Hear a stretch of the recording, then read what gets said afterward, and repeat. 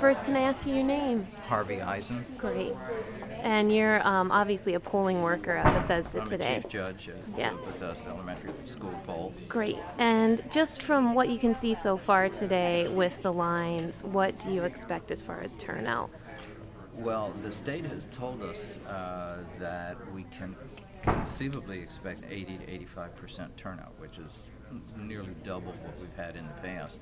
We have 3,500 voters in this precinct, so we expect to be busy all day with that kind of run through, on a per hour basis. Okay.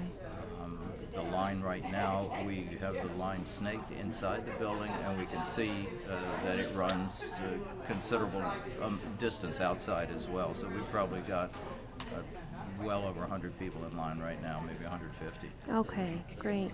And I know if someone was worried that, they couldn't come until after work, 6 or 7 o'clock, I know you're supposed to close at 8 p.m. That's correct. If there were still a lot of people in line, would you be able to keep the polls opened a little bit later? No, that's not our choice. later? No, we have a card which we give to the last voter. Okay.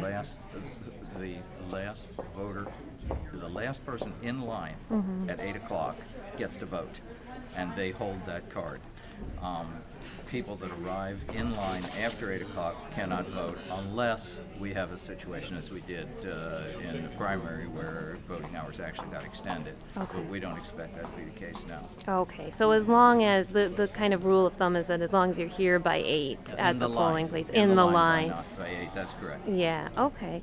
And I know that Maryland is a state without early voting. Do you think that that's something that might happen in the future?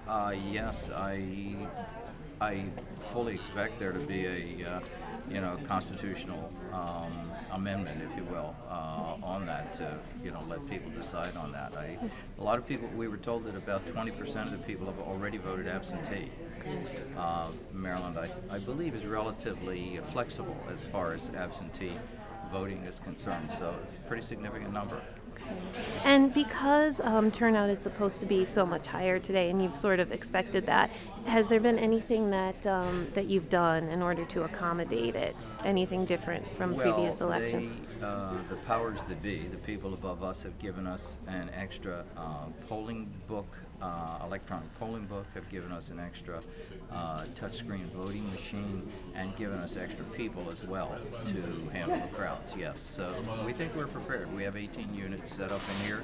We were all ready to go before 7 o'clock, and there are people voting here now at exactly 7 o'clock. And just one last question. I'm assuming you've worked in elections before. Does this one feel any different to you in any way?